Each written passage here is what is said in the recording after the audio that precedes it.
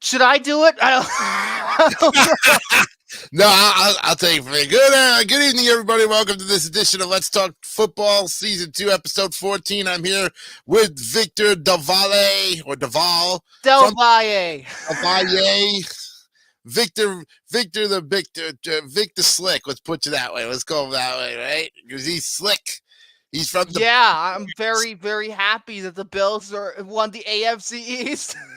You ought to be happy that your Giants defeated the Eagles, preventing them from getting the division title. So now, as much as you hate the Cowboys, you just helped the Cowboys get the division. So 2 for 2, buddy. Oh, yeah. Cowboys.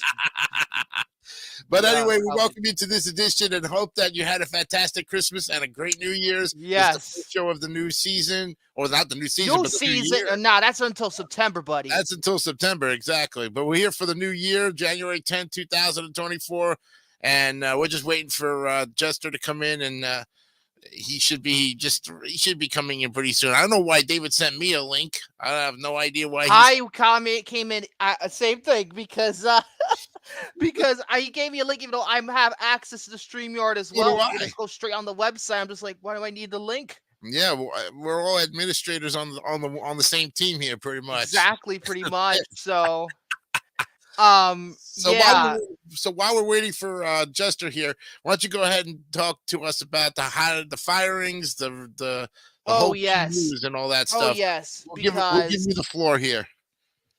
Our first fire I'm going to talk about is the one that just happened earlier today. It's a shocker to Seahawks fans because Pete Carroll is now out as the Seahawks head coach after 14 seasons. However, he will remain with the team as an advisor. Oh, well, it only takes one bad season to fire a coach. But I don't. They had a Seahawks fantastic didn't do run. that bad, so this comes as a shock to me. They didn't do that bad. The Seahawks were never in contention to begin with. Now with the 49ers dominating that whole division, the Rams were the only team to have that chance, and they proved once and for all you could be down 2, 3, 4 games and come back and win 6, 7 in a row, and that's what they did. And I said it before, and I'll say it again: Rams fans, don't count yourself out.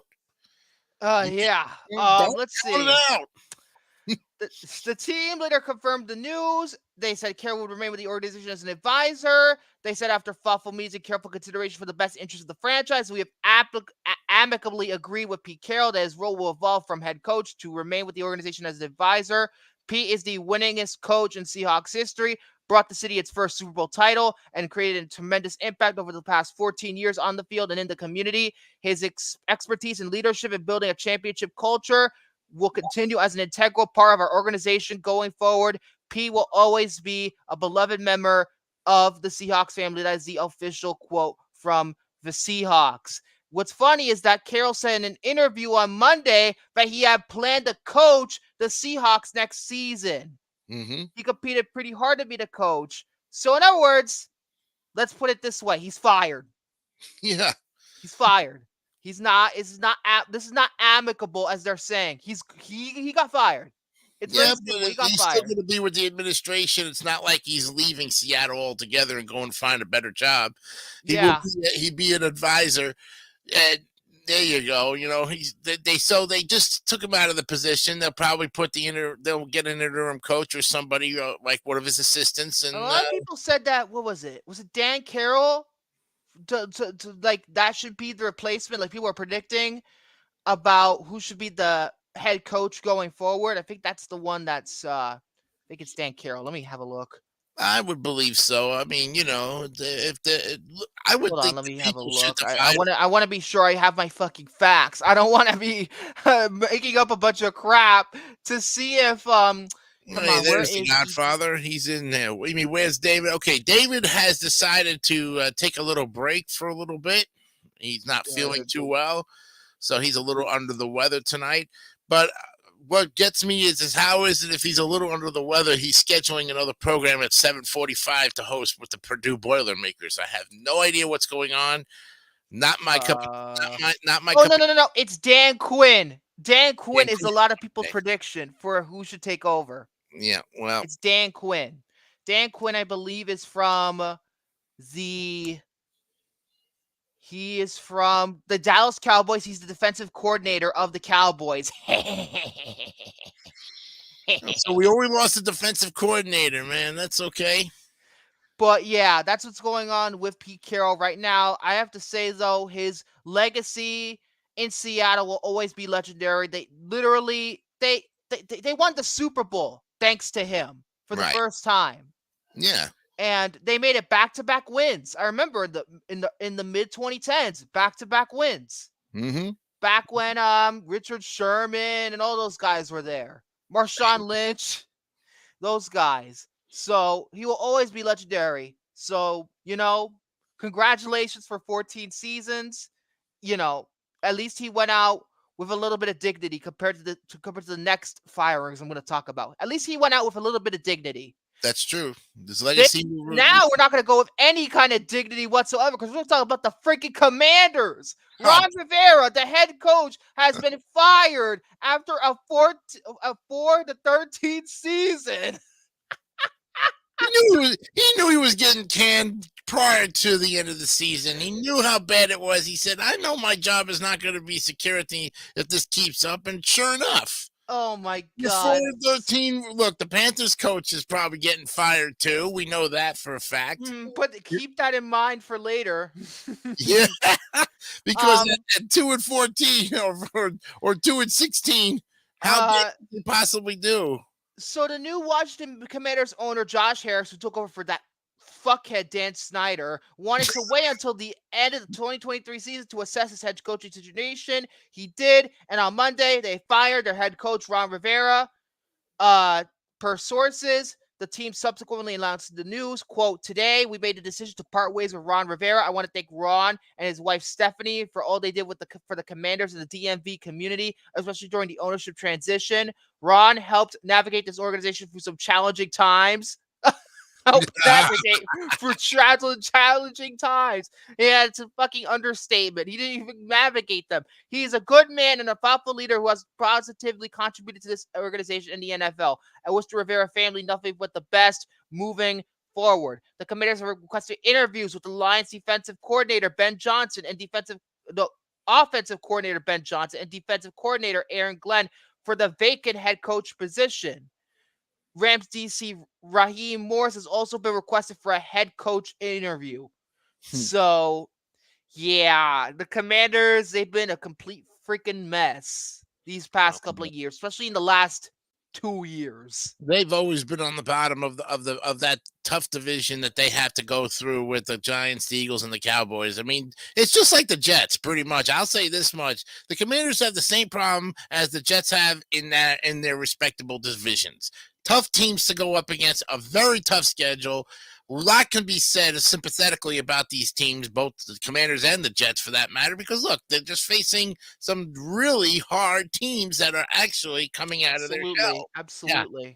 So I would say if you were going to ask me about the Commanders, would they have a season where they can actually show it? Maybe. Just depends on their draft pick, and if they can actually grill or season their players, they might have a chance.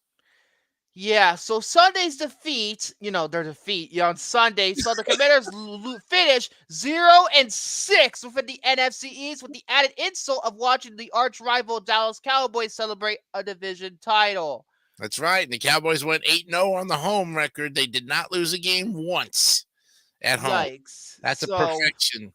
That's something that even the Ravens couldn't even do, even though the Ravens control the destiny of their own team at 13-4. It didn't matter. They were always 6-3. They had the better road record at 7-1.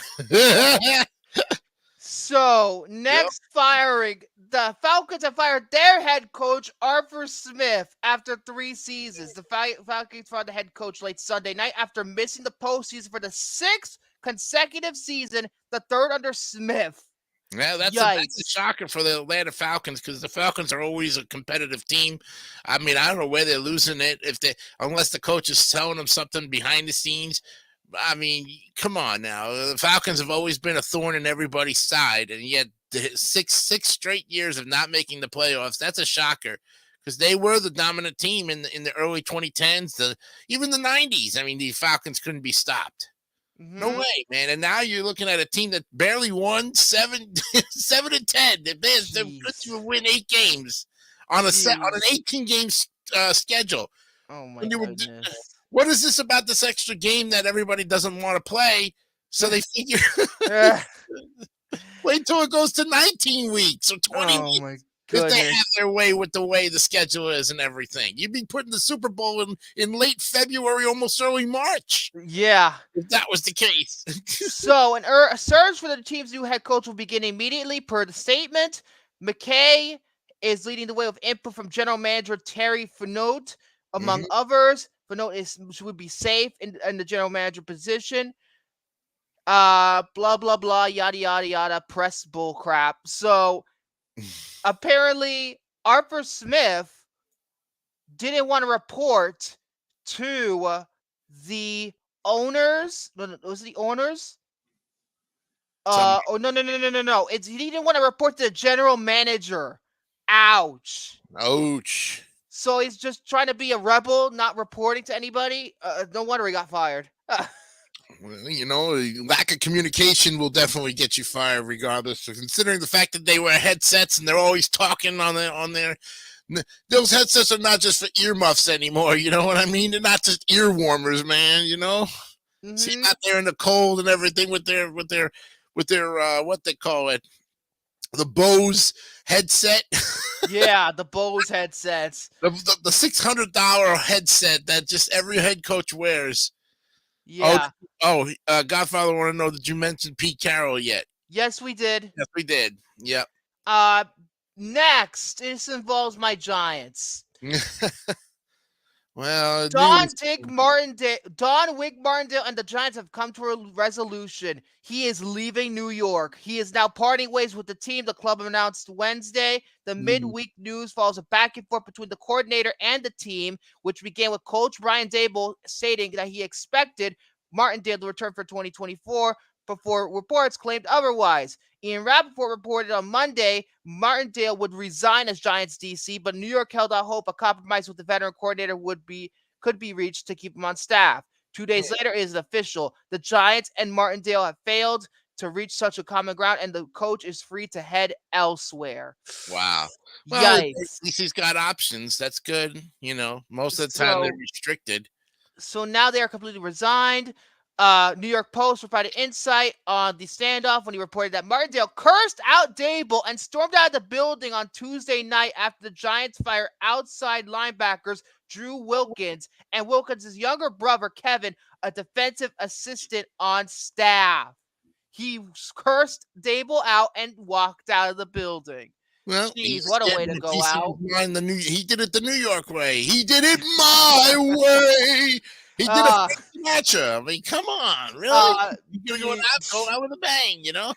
It appears that the staff decisions were the final straw for Martindale, a coordinator with a history of scheming up aggressive approaches and finding success. The aggression produced a boom or bust defensive in 2023, which finished 27th in total defense, 29th against the run, and 26th in scoring defense, but did see the Giants tie for the league lead in takeaways with 31.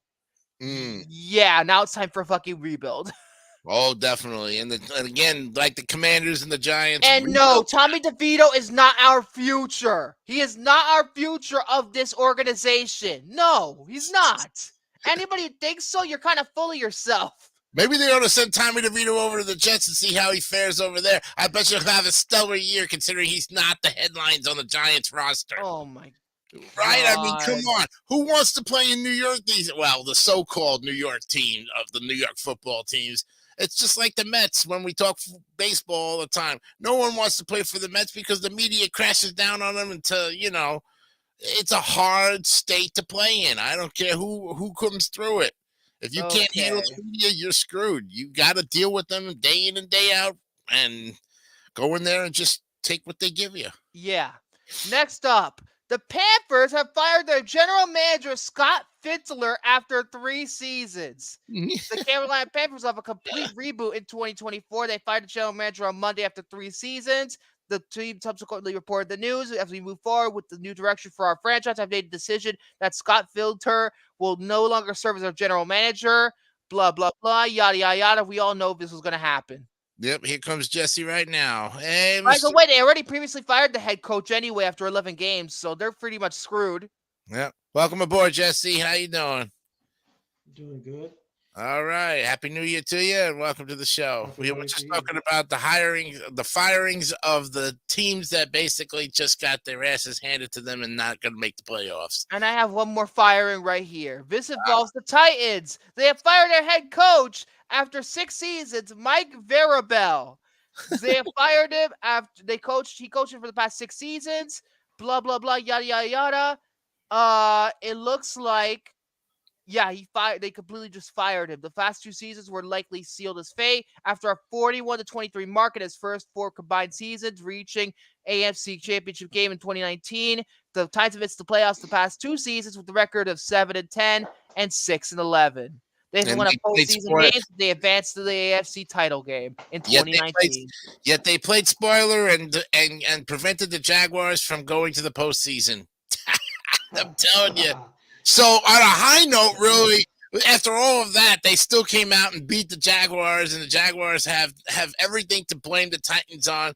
No, they can blame themselves for not winning number 1 in the division. And who would have thought Houston? There you are, Jesse. You got your Houston Texans right now going to the playoffs by way of Jacksonville. I mean, really.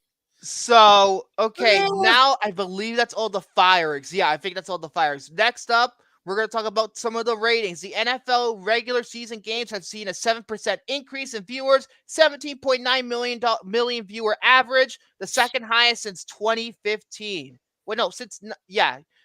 And they averaged 17.9, tied for the second highest since averages were first tracked in 1995. Buoyed by the increase of at least 24% in 2 of the 5 packages, the first year of the league's new television contracts have seen a total increase of 7% from last season. The highest average on record is 8.1 million from 2015. So the ratings have gone through the roof, and the 4 of the 5 major broadcasts and streaming networks have saw increases in their overall packages. Well, and especially with this week coming up with the playoffs, you'll see an increase in the ratings because now we're getting to the meat and bones of it. But the highest rated show out of all of them is Monday Night Football because of ESPN's quick deal with ABC to carry every single week of football after the writer's strike happened. Right. And with that, ABC has seen so much success with Monday Night Football. I'm going to predict this right now. They should do Monday Night Football again going forward permanently, just like they did in the 70s, the 80s, all the way until 2006. It's almost like you got the 53rd anniversary of the sport, basically, from the 70s on. And why not? With Monday Night Football, ABC has so much more money, than ever. Literally, their scripted shows are, aside from a couple of things like The Bachelor, the Dancing with the Stars that usually do well, even though the reality competition shows with scripted shows, Abbott Elementary, The Good Doctor, they do well, but they've been struggling as a network pretty recently. Mm-hmm. But with Monday Night Football, they've gone back on track. Yeah. I think they should stick around and do Monday Night Football permanently. I think this would be a smart move for ABC.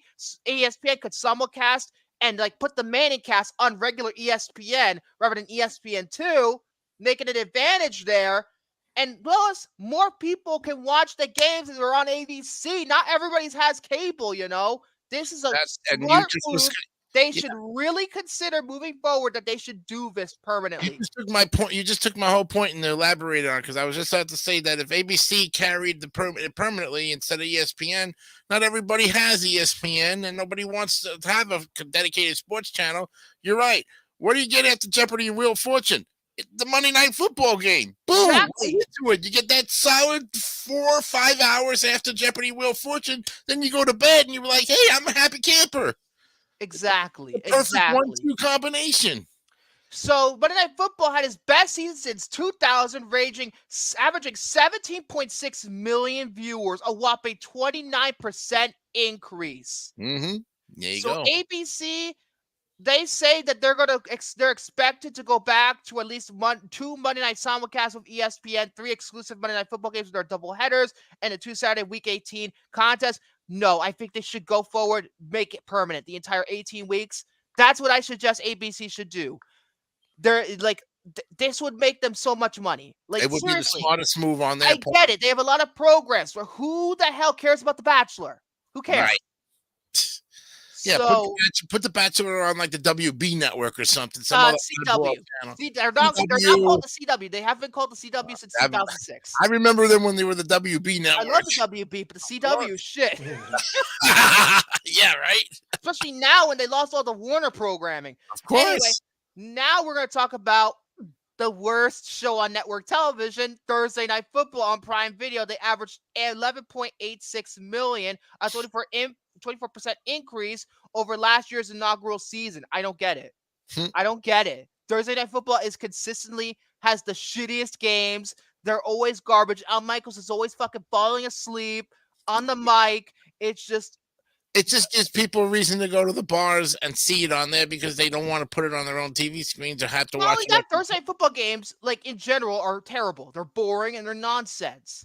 Not really, because I'll tell you what, there's a Miller's Ale House down the road from me in Oviedo, and I'll tell you right now, every time there's a football game or a series of football games on, all 27 of those screens are running each and every. In fact, they even tell you, oh, to see this game, go to this table. If you want to see this game, request this table. Or you want to see the Jets and the Broncos game, request this table because you'll see it right there. Mm-hmm. Okay, so they got it down to a science as far as business for them. It just helps the local sports bars do their thing. Yeah, so I think in order to boost Thursday Night Football, they really got to step up the games. They really got to step up the games because that's a big problem. And, you know, and the broadcasters need to not fall asleep. You need some fucking 5-hour energy or some shit. I don't know. I mean, they feed them good, man, before the freaking game. They get access to VIP dining area right there before they sit down and have to call the game. You're not telling me that you can't get a little bit of like a little coffee in the booth? Yeah, I would agree. No? Next, we're going to talk about CBS. Good old Jim Nantz and Tony Romo. They averaged 13.35 million, the most watched regular season since a return to the network in 1998. And an increase over 5% in 2022. The 10 national game windows at 3:25 Eastern have averaged 24.64 million, an increase between 4.7 from the 23.550 million of last year. The Thanksgiving game between the Washington Commanders and the Dallas Cowboys was the most watched regular season game on any network, averaging 4.176 million. CBS will have Super Bowl 58 in Las Vegas on Sunday, February 11th, which you could also somehow watch on Nickelodeon. Yeah, Nickelodeon's doing a simulcast for the Super Bowl for the very first time. Don't ask me why. So anyone under the age of 13 literally will have access to the Super Bowl as if they don't want to. They want to watch it in their bedroom. Then they can turn on channel 40. Well, here it's channel 2. Used to be channel. I think it used to be channel 35 or 40 on Spectrum or something when it used to be Bright House. Next up, Sunday Night Football on NBC had a 21.4 million average. Its best viewership since 2015. The package had 6 games average at least 25 million, tying the mark set in 2013. The top game was the September 7th opener between the Detroit Lions and the Kansas City Chiefs, which drew 27.5 million. I believe was that the first Taylor Swift? No, that was not the first Taylor Swift game. I think it was a little bit before that, like the week before that bullshit started. I think it was the week before. Yeah. Well, Next up, Fox. They saw a 2.2% gains drop in overall number, 14.42 million. But the late window was up 2%, 24.62 million. That's the best performance in the 4:25 p.m. Eastern Time late games since 2015, despite blowouts on 7 of the 10 dates. The Thanksgiving contest between the Green Bay Packers and the Detroit Lions was its most watched, averaging 33.7 million. The NFL on Fox caps off its 30th regular season with its best national window since 2015.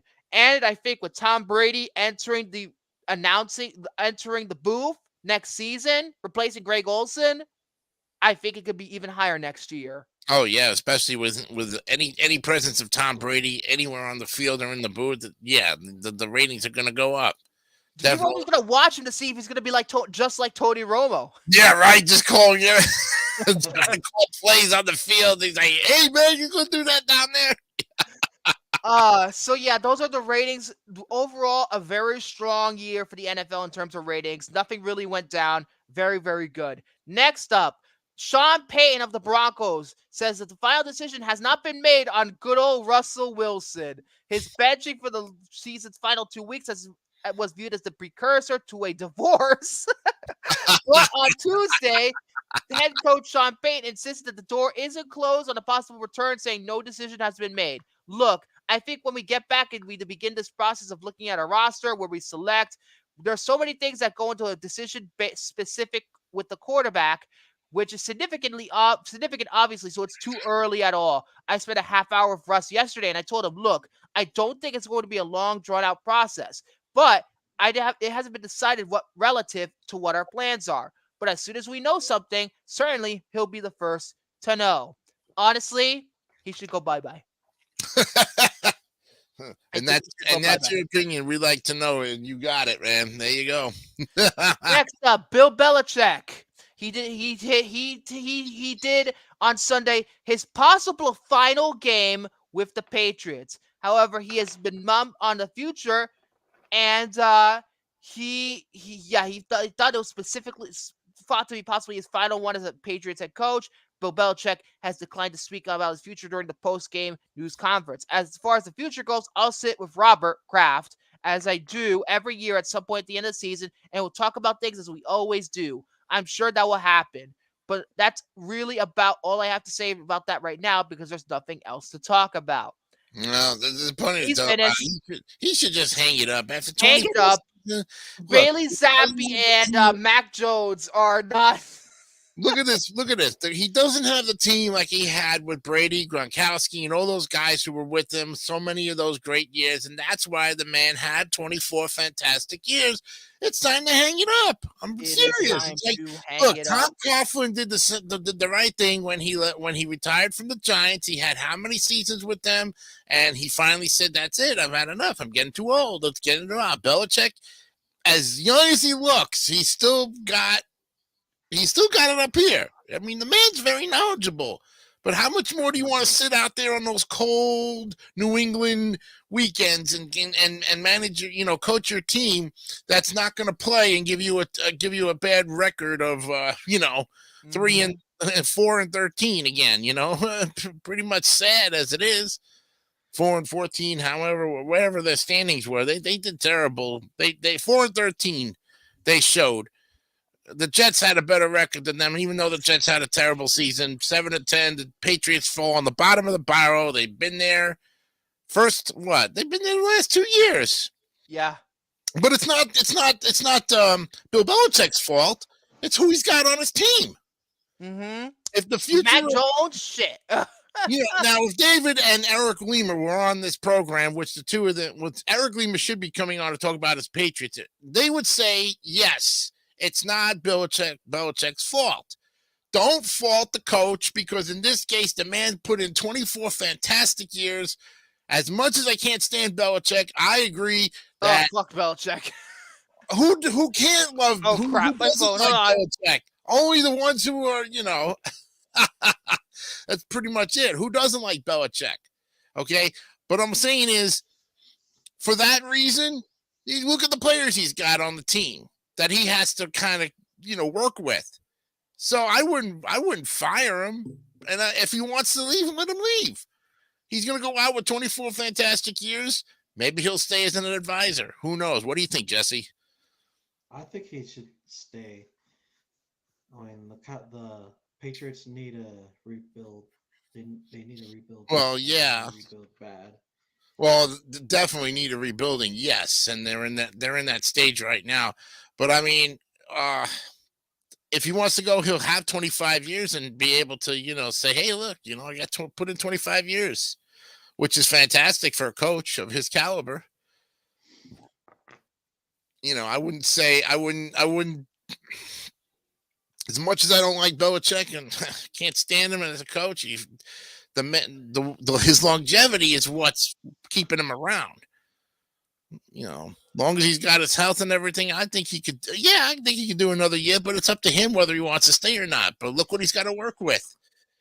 Eventually, if he goes one more year and they have the same outcome next year, they're 4-13. I don't think he's going to go another year after that. Because then the administration would be like, look, hey, you've got your 25 years. We got to let you go at this point. Okay. Okay, you're back. Okay. And now I have my last article. I'm going to do this article as objective as I possibly can, the apolitical way, because we do have to talk about two stupid people in a stupid feud. Let's talk about stupid Aaron Rodgers and stupid Jimmy Kimmel. Oh, that was played all day today on Brian Kilmeade. Yes. Oh, my God. Let's go through the timeline because both of these people are stupid. Both of them are stupid. Well, I never liked Jimmy Kimmel. I never liked Jimmy Kimmel, and I never liked Aaron Rodgers. The only reason why Jimmy Kimmel got so famous with it is he better thank Ben Stein for giving him that opportunity. Oh, yeah, with Ben Stein's money. That's right. That's how I knew of that goofus long time ago, and that's what he is. He's a goofus. He's a doofus. Anyway, let's talk about this stupid situation as objectively as possible because I'm going at this objectively because I have no fucking agenda. I have no agenda. I have no political agenda. They're both acting stupid, frankly. Yeah. The New York Jets quarterback Aaron Rodgers ignited the feud with Jimmy Kimmel after making false accusations that Kimmel's name would be on court documents associated with Jeffrey Epstein, the convicted pedophile who died in jail in 2019 after facing trial over federal sex trafficking charges. Rodgers said on the Pat McAfee show on January 2nd, a lot of people, including Jimmy Kimmel, are really hoping that doesn't come out. Rodgers also said that he would be popping some sort of bottle if Kimmel was on the list. Yeah, boo fucking who, asshole. Jimmy Kimmel then took to X, formerly known as Twitter. Oh, God. And threatened Rodgers with legal action. Here's the breakdown of the feud from the start to, the latest chapter. This is what Jimmy Kimmel said. So he's just about as stupid as Aaron Rodgers. This is what he said for the record. Dear asshole, for the record, I have not met, flown with, visited, or had any contact whatsoever with Epstein, nor you will find my name on any list other than the clearly phony nonsense. You soft-brained wackos like yourself can't seem to distinguish from reality. Your reckless words will put my family in danger. Keep it up, and we'll debate the facts in court. Well, both of you are fucking soft-brained wackos. Jesus fucking Christ. Go on fucking Animaniacs. Shit. Yeah, but see, here's the thing. Jimmy Kimmel has more to lose than Aaron Rodgers because Rodgers is going to be back next season for the Jets. If Jimmy Kimmel loses this and he sues them, he could possibly be fired for pulling the crap. And it was revealed that Kimmel's name was not on the 940-page document that the Southern District of New York unsealed on January 3rd. He is non-document, basically making false accusations, while Jimmy Kimmel was also being a big fucking baby and not saying anything. You could have just not said nothing, and this shit would have fucking been gone. It wouldn't have been fucking used, but you have to open your fucking mouth, just like Aaron Rodgers opening his fucking mouth. And then Jimmy Kimmel puts a disclaimer on his show saying, we have people who research all of this stuff before I make a joke and all this other stuff and everything, all the facts and everything. First of all, you shouldn't even be making crack jokes anyways about that stuff. If Johnny Carson never stooped that low when he did his monologue, he'd always take things from Jay Leno or David Letterman. Yep. Or even Jimmy Fallon, who's now the new show host. Jimmy Fallon don't even stoop that low. So now, because of this, not funny. Yeah. because of this, Aaron Rodgers will not be returning to the Pat McAfee show for the remainder of the season. Pat McAfee said this himself. Good job, McAfee. You basically protected the integrity of what that show is. Because a lot of people watch that shit. I like watching it sometimes. And there you go. He said, quote, so Aaron Rodgers Tuesday, season 4 is done. There could be a lot of people that are happy with that, myself included, to be honest with you. The way it ended, it got real loud. I am happy that he is not going to be in my mentions going forward, which is great news. Rodgers was originally planned to appear on the show throughout the playoffs, which kick off this weekend, blah, blah, blah, outspoken break of vaccine, blah, blah, blah, moving on, fucking 2020 bullshit that doesn't even fucking matter today. Blah, blah, blah, yada, yada, yada. Yeah, you're both, okay, end of story. I don't fucking care. Oh, you're a fucking liberal. You're a fucking conservative. No, fuck that. I'm apolitical, and I'm telling you, both of y'all are fucking stupid. Both of you are stupid. It's just enough to. It wants to attract more attention. Jimmy exactly, they're attention whores. Both of them. Yeah. Both of them. That's all I gotta say. Taylor Swift. Oh my god. Taylor Swift. Damn it. Can't escape her. We're 1 week. Is that all you got? That's it. Are you any more to add, Vicky? Fuck Jimmy Kimmel and fuck Aaron Rodgers. All right, guys. Well, we need to get going here because we're now over the past the half-mile way. Yeah, we're in the wild card, baby. The super wild card weekend. It's time to look at the wild card scenarios, the playouts, and our predictions for this playoff bound picture. We'll start with the first game of the Browns and the Texans. Who cares Saturday, about this game? 4:30 in the afternoon. I will be somewhere. Who the heck knows? A Saturday game, 4:30 p.m. Browns had to go to Houston. Now, let me tell you something about this whole game about Houston. Who would have thought in their right mind that Houston would have won this division? Remember, that division was so dang close because Jacksonville controlled their own destiny. Yeah, that was a shocker on Sunday. Let me tell you something. I am a huge Jacksonville fan supporter because of the fact that Jacksonville is like 3 hours from us, and even Brandon Bogart knows that he's not that far from Jacksonville either. So, having known this, I said to myself, somewhere along the line, Jacksonville's going to screw this final game up because they know they control their own destiny. And what happens? Tennessee goes in, boom, smacks the crap out of them. They got nothing to lose, Tennessee. And because of that, the Bills were automatically in the wild card. Automatically because they lost. In the wild card because the Bills had a fantastic run and Dolphins lost 2 in a row. Also, too, because one of those games against the Ravens, 56-19. Come on, man. Oh, my God. Ravens knew exactly what they were up against, and they knew they came in with their A game. Dolphins were like, we're just swimming, man. We're just swimming. So this Browns and Texas first matchup, guys, who do you think is going to take this game? Texans. I think the Texans have a chance. Especially with C.J. Stroud, I think they have a chance. What do you think? What do you think, Jesse? I think Browns. the Texans are going to take that one. I have a feeling, and this is just me, I say the Browns, actually, because the Browns have a Granted, they had a better season overall. It doesn't matter about their record. Everybody starts at 0-0 right now in this play. In this, forget about the record. The Browns have a lot to prove. Yes, they do. They got through a tough schedule. They have Joe Flacco now too. Yeah. Yeah, the ex-Raven. The ex-Raven who is trying to get himself squared away with a team in his past his prime. But the Browns look like they could go in there and take one. I'm gonna go with the Browns. I know I'm outnumbered. So okay, Dolphins and Chiefs, Saturday night, 8:00. Whoa. This is going to be an exclusive on Peacock. Why? I don't know. This game should be on ESPN. Well, it should have been on NBC, not fucking Peacock. Whatever. It's an AFC matchup. It should be on CBS. What's true? Forget about NBC, Peacock, and the cock, man. Oh God. Who do you think's gonna take it? The Dolphins because really? Fuck the Chiefs. Whoa. Okay. What about you, Jesse? The Dolphins. The Chiefs have made themselves to be a clown show. They are a clown show, especially at fucking Christmas. You saw that game? Shit, the Raiders, who literally kicked their ass. Yeah. Well, the Raiders had nothing to lose. Even if they And lost, then they when would they have lose, guess what? They actually did okay. You They know, played spoiler. That's what they've been playing all season, the Raiders. The Raiders are the team that is so inconsistent. I said it before and I'll say it again. If the Raiders had showed some consistency this year, they actually would have got themselves into the playoffs with their lousy record. But no. Every Raiders fan is telling me they're going to do something fantastic. They're going to do something miraculous. Yeah, I'd like to see that. I like to tell all those Raiders fans out there, you're wasting your time with that Vegas and Raiders. also, I hope this ends so the Taylor Swift storyline bullshit could go away for good.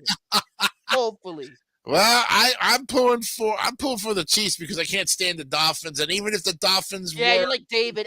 I can't stand the Dolphins. I want well, them the to Dolphins. lose. Come on, the Dolphins have lost 2 in a row. They're on a losing streak, and now they got to go into Kansas City, and Kansas City has played very well in the playoffs. We all know what they're capable of doing, even though the record this year doesn't show it. We'll just have to wait and see because I genuinely don't know what's going to happen here. Well, we'll see about that one. So you guys are going. It's 2 against 1 again. You guys are going for the Dolphins. I'm going for the Chiefs. Now we go to Sunday afternoon's 1:00 game, and the Steelers and the Bills. This is no contest. This is no contest. It's the Bills. It is the Bills. I'm going for the Bills. Jesse, what about you? I'm going for the Bills as well. It's a 3-way shot, and if David was in here, he'd probably be going for the Bills Steelers. Sorry, Lucas. Well, let me tell you something. We all know that the Steelers got in by some fluke. It's a fucking fluke. They just got fucking lucky. They just got lucky. That's it. They're gonna be fucking gone. Dude, the Ravens could sit on the bench and they could have played pickleball with these guys. It didn't matter. The Ravens had it locked up. Everybody was saying, "Oh, if the Steelers beat the Ravens are going to be out of the dominant." No, man, they had it locked up when they beat the Dolphins 2 weeks ago. You understand? 13-3. It didn't matter. No one was going to catch the Ravens. And I said it before, and I'll say it again. You want to get to the Super Bowl, you got to go through the Ravens or you got to go through the 49ers. Those 2 teams are living it up this week. They're off. Yeah. So, we're all picking the Bills for this. Now we come to the game on Sunday afternoon that literally speaks it. It speaks for itself, folks. The Packers and the Cowboys. This is a rematch of a playoff that happened some years ago. I mean, this is another rival with like the Commanders, the Packers, but there ain't no Aaron Rodgers on this Packers team. Yep. And they got in because of, So, what's the verdict, gentlemen? What do you think? Okay. I think this is going to be a close game no matter what. I think this is going to be a close game no matter what. But I personally believe out of all these, as much as I don't like to say this, I think the Cowboys are going to win it.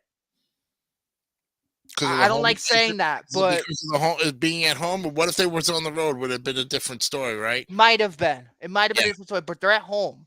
Yeah. So I don't think the Packers are going to be able to beat them. I'm still rooting for them because I want the Cowboys to be done. But objectively, I would say the Cowboys would win anyway because I think that's what's going to happen here. You know, here's this coming from a guy who I told how many times. At least I'm being fair. I'm saying the Cowboys are going to be winners. The bottom line is the Eagles could not get the job done, losing 5 out of 6 the rest of the way. Everybody said the Eagles were going to do it, and what happens? They fell apart the last 6 weeks. Even the guys on Fox and CBS said, what in the world happened to the Eagles? How could they have possibly blown it? Simple. Especially CBS. Yes, in the post-game show against it, man, they were talking some harsh words against the Eagles. Everybody picked them, said, yeah, this was the team that was going to go all the way, and they had to settle for number 5, unfortunately. Yeah. Sad but true. I'm going with the Cowboys, too, not just because it's my team, but not just because it's at home. It's because the Packers just come on, man. I feel like Jordan Love is not the future of the Packers. I'm going to be honest. Nah. I don't think so either. But what do you say, Jesse? I think the Cowboys are going to take this one. So it's a clean sweep on that game, too. Okay, very good. Now we go to a matchup of quarterbacks who were once on the opposite side of the spectrum. This is going to be literally versus Goff. this is pretty much going to be like a UFC fight. People are just going to be shouting in the crowd, just be shouting. This could be a high-scoring game. Hey, this could be a high-scoring game too, for all we know, because the Lions can pack on some points. The Rams, if they have Puka Nagawa, they're gonna get points in. I feel like though, in terms of what's gonna happen here, there's no contest. It's gonna be the Lions. You say, oh, Victor's going with the Lions. Whoa. Yes, they're the underdog to watch. What are you saying? The Lions are the underdog in this one. I'm going for the Lions. Going with the Lions, even though the Lions won the game against the underdog. The Lions got the division. What are you talking about? They were the division winners of their division. They ain't no underdog. Right. I mean, in terms of getting the playoff contention, yeah, they're underdogs. They're still underdogs, but they showed to everybody that they are for real in their division, because that division was tight raced. I'm going with the Rams, actually, because I tell you right now, Stafford and Goff, that was the best trade ever for the Rams, because Goff, he was not comfortable with being in Ram country. When Stafford came in, the whole team changed around, and that's how we won that Super Bowl in 2021, man. I'm telling you right now, that's why we won it, and we've looked good. We were last year we were completely bombed, but this year I thought, oh my God, what do we do? And then we win 6 in a row. And I say to myself, we're the only other team that can catch San Francisco, but we fall short. But hey, we would take the 6th spot. Yeah, we would take the 6th spot anytime we can. Now, while the Packers actually have the 7th spot, it's the Eagles that really have the 5th spot. I thought it was the other way around, but it's not. The Packers actually have the 7th spot. They have the worst spot in the whole game here. So really, they're the underdogs. Mm-hmm. So you guys are going with the Lions. I'm going with the Rams. And now we come to the Eagles and the Bucks. Oh my God! Oh damn! Monday Night Football, boys. This is a Monday night playoff game. Can you believe it? I mean, they did last year, to be fair. Okay, well, Eagles and Bucks. It's in Tampa Bay, and you know those Bucks fans are going to be wild and woolly, just booing. I don't think they're going to make it. I really don't think the Bucks are going to make it. It's going to be the Eagles for me. You think they're going to pull the upset? I think the Eagles are going to take it. What do you think, Jesse? No way the Bucks are going to win. I don't. Tampa Bay got in by the skin of their teeth. They weren't even favored to do anything. But that division again shows you just how close it was. From because of what it had went down. I must say I'm going to pull for the Bucks this time, and I don't like neither team, but I don't like the Eagles anymore. So I'm going to actually pull for the Bucks to come out with a win. Will they go further? I don't think Brock Purdy is going to be that level, man. I really don't. If you ask me next week, well, if they go further, I don't think so. They may come out of this wild card, but when it comes to the divisional races, I don't see. I think the Eagles are going to be out regardless. If they win or not, they're going to be out.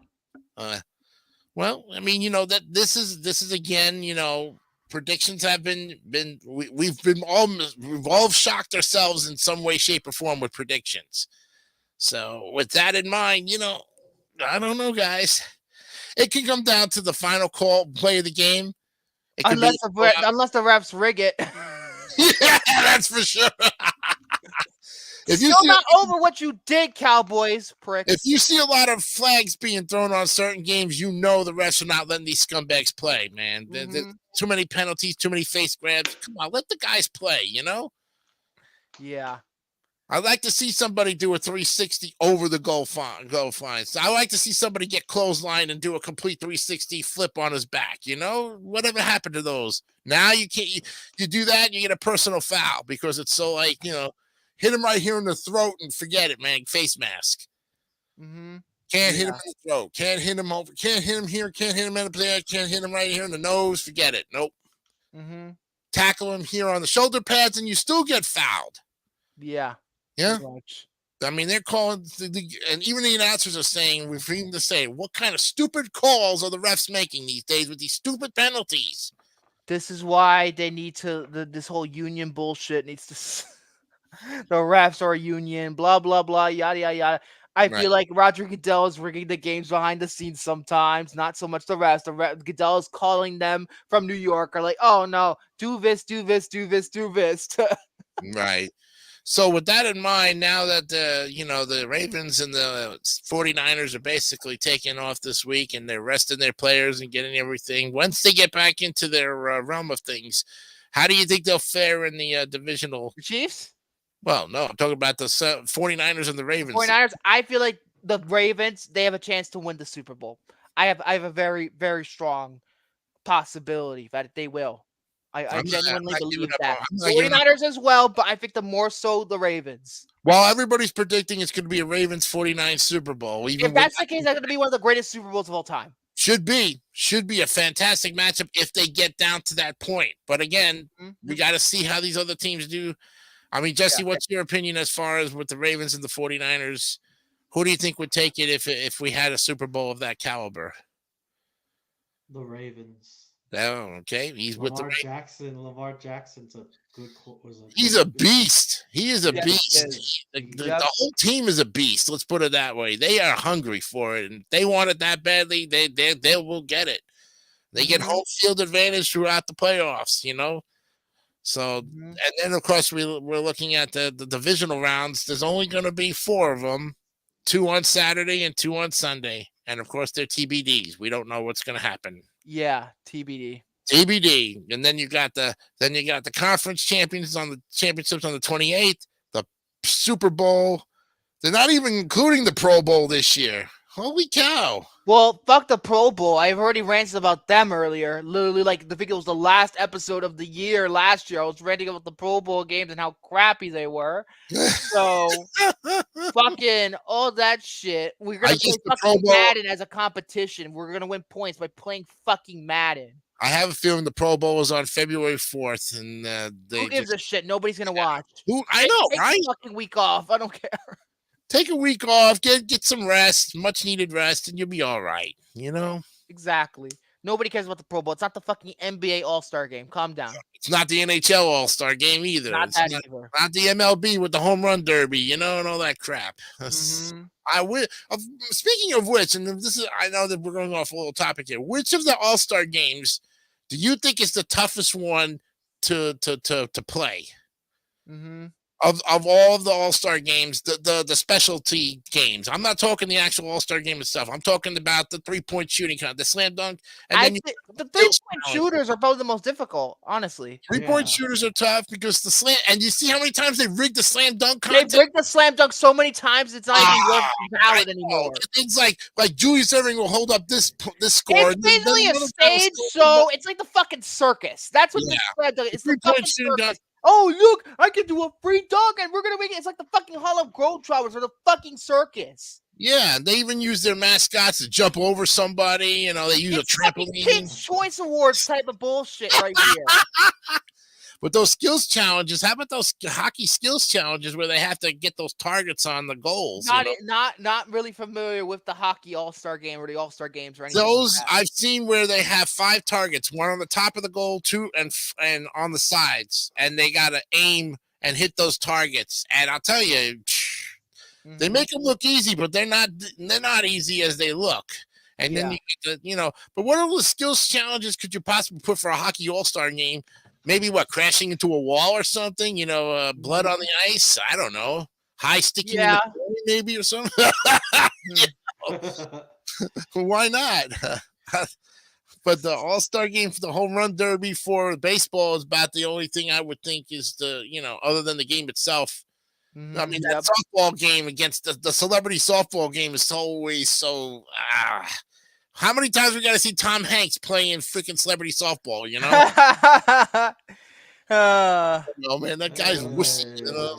It's like, I know, Tom Hanks, and then you got, and Jimmy Kimmel's playing also, too, on that celebrity softball. Fuck him. I know, right? I think after all of this, they may not invite him back. Probably not. I would think that probably not. But yeah, it's gonna be really interesting to see how the playoffs are really gonna turn out. It could turn out anyway, but Hey guys, that's Cypress.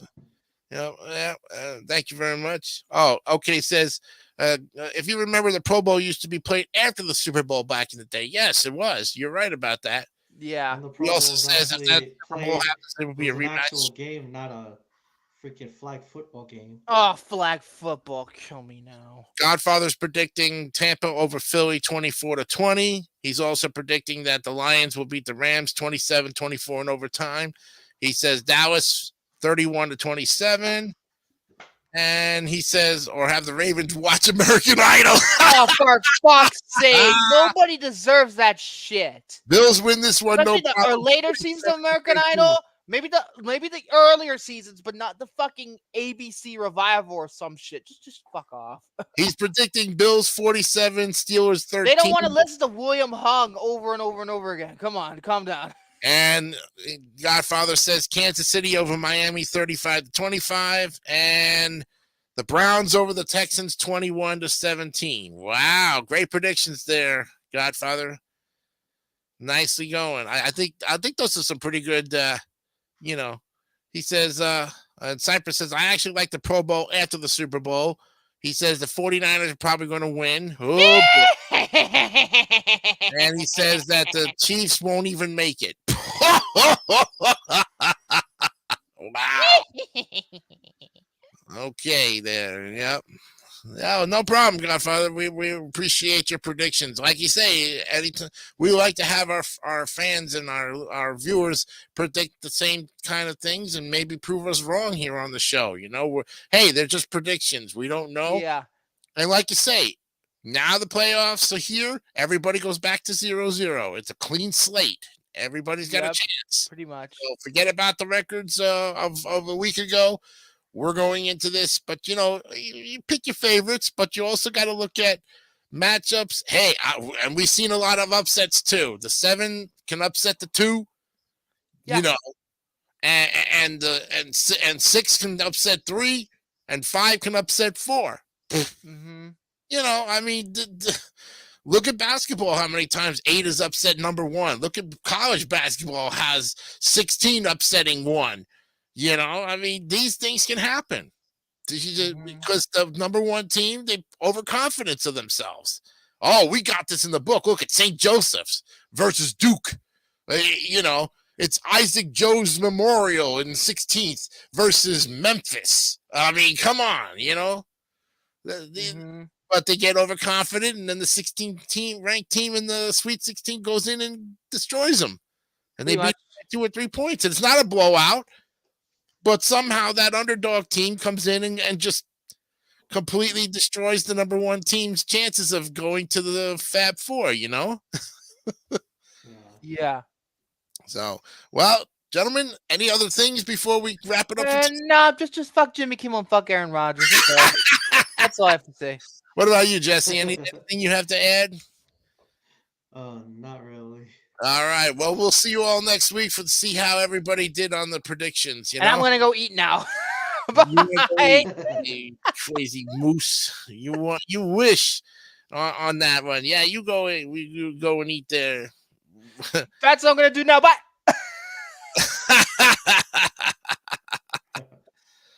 Yep. We'll see you all next time. Good night.